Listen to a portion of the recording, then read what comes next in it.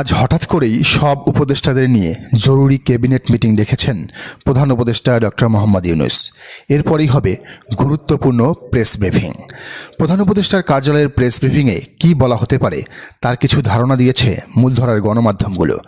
জেনে রাখা দরকার, দুদিন আগেই তিন বাহিনীর প্রধানদের নিয়ে গুরুত্বপূর্ণ বৈঠকে বসেছিলেন ডক্টর মোহাম্মদ ইউনূস।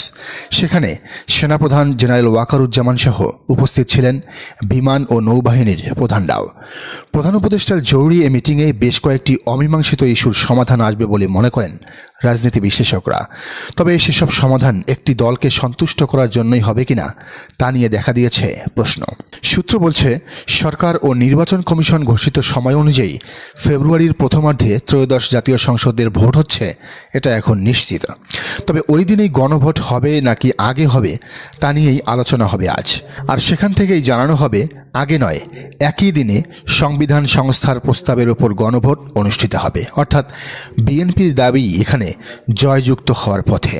দৈনিক আমার দেশ পত্রিকাও একই কথা বলছে তাদের প্রতিবেদনে। অথচ সরকারের তৈরি করা ঐক্যমত কমিশন সুপারিশ করে বলেছিল জাতীয় নির্বাচনের আগে গণভোট দেয়াটা উপযুক্ত এবং জরুরি। তা না হলে এর কোনো মূল্য থাকবে না। জামাতও একই কথা বলছে।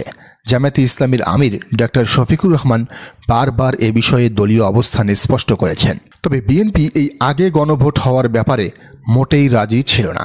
আজ একই দিনে গণভোটের ঘোষণা আসলে হয়তো তাদেরই জয় হবে, বড় দল বলে কথা। তো এরই মধ্যে বিএনপির হবু জোটসঙ্গী জুলাই গণ অভ্যুত্থানের দল হিসেবে পরিচিত জাতীয় নাগরিক পার্টিও বিএনপির এ দাবির সাথে ঐক্যমত ঘোষণা করেছে। নাগরিক পার্টির আহ্বায়ক নাহিদ ইসলামের গতকাল রোববারের বক্তব্যে সমঝোতার আভাস পাওয়া গেছে। এক সংবাদ সম্মেলনে তিনি জাতীয় সংসদ নির্বাচনের দিনেই গণভোট অনুষ্ঠানের বিষয়ে দলীয় অনাপত্তির কথা জানিয়ে দিয়েছেন। তার নেতৃত্বাধীন দল ইতিমধ্যে শাপলা কলি প্রতীকটিও মেনে নিয়েছে। মেনে নেওয়ার কারণ এটাও হতে পারে যে আগামী ইলেকশনে তারা ধানের শীষ নিয়ে লড়তে পারবেন, এটার নিশ্চয়তা পাওয়া গেছে। কারণ জোটে গেলেও নিজ দলের মার্কা নিয়ে ভোট করতে হবে এই বিধান বাতিল করবে সরকার। জামাত অবশ্যই এটির প্রতিবাদও জানিয়েছে, তারা প্রেস রিলিজ দিয়েছে। তো এনসিপি যখন একই দিনে গণভোট চাচ্ছে তখন বুঝতে হবে সরকার, বিএনপি আর এনসিপি সব এক হয়ে একাকার হয়ে গেছে। জামায়াতের নায়েবে আমির আবদুল্লাহ মোহাম্মদ তাহের সে কথা বারবার মিডিয়ায় বলেছেন গত কয়েকদিন ধরে। তিনি অভিযোগ তুলেছেন মাননীয় প্রধান উপদেষ্টা নিজেই একটি দলের পক্ষ হয়ে কাজ করছেন। আবার এই যে সাংবিধানিক সংস্কার যা এত বছর ধরে হইচই করে করা হলো, যাকে বলা হচ্ছে জুলাইয়ের 2000-এর অধিক শহীদের রক্তের সনদ, সেই সংস্কার বাস্তবায়ন নিয়ে আর বাধ্যবাধকতা থাকছে না। মানে সংস্কারের বিষয়গুলো 270 দিনের মধ্যে বাস্তবায়ন না হলে তা স্বয়ংক্রিয়ভাবে সংবিধানে অন্তর্ভুক্ত হয়ে যাবে। জুলাই সনদ বাস্তবায়ন সুপারিশের এ বিধানও বিলুপ্ত হচ্ছে। বিএনপি ক্ষমতায় আসলে এগুলো করলে করবে, না করলে নাই। এগুলো নিয়ে কারও কোনো মাথা ব্যথা নেই। এ কথা আমার না, বলছে দৈনিক আমার দেশ। তো এরপর আর কিছু কি বলার আছে? যে সংস্কার বাস্তবায়নেরই বাধ্যবাধকতা নাই, সেই সংস্কার নিয়ে এত হাউকাউ করার দরকারটা কি ছিল? বলে দিলেই তো হইতো। বিএনপি যেমনে যাবে তেমনিই সব কিছু চলবে, তেমনিই দেশ চলবে, কারণ তারা ক্ষমতার মূল দাবিদার।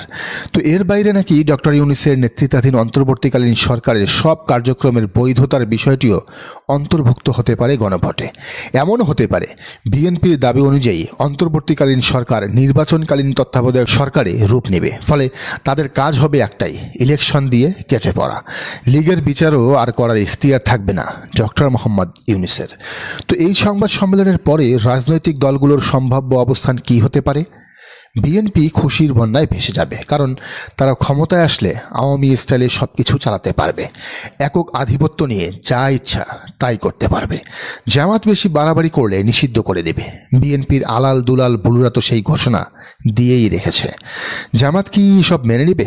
মনে হয় না। জামাত এরই মধ্যে 8 দলের মিটিং রেখেছে, ইসলামী আন্দোলন সহ সবাই মিলে। যদি বিএনপির পক্ষেই ইউনূসের সব ঘোষণা আসে তাহলে তারা হয়তো গণভোট আর সংসদ নির্বাচন একসাথে মানবে না। সুতরাং কর্মসূচির ডাক দেবে। এনসিপি কি করবে? কর্মসূচি দিবে না, যেহেতু বিএনপির সাথে আসন সমঝোতা প্রায় শেষ। ফলে তারা চুপচাপ দেখে যাবে। এদের দুদিকেই লাভ। জামাত আন্দোলন করে ইলেকশন পিছিয়ে দিলে সরকারে থাকবে, আর ইলেকশন হয়ে গেলে আবারও এমপি মন্ত্রী হবে বিএনপির করুণায়। এরাই আবার জামাত শিবিরকে প্রতারক বলে, জুলাইয়ের গাদ্দার বলে। আসল প্রতারক কারা? দর্শক, আপনার কি মনে হয় জানান কমেন্টের ঘরে। আর এই চ্যানেলে নতুন হলে অবশ্যই সাবস্ক্রাইব করে বেল আইকনটি বাজিয়ে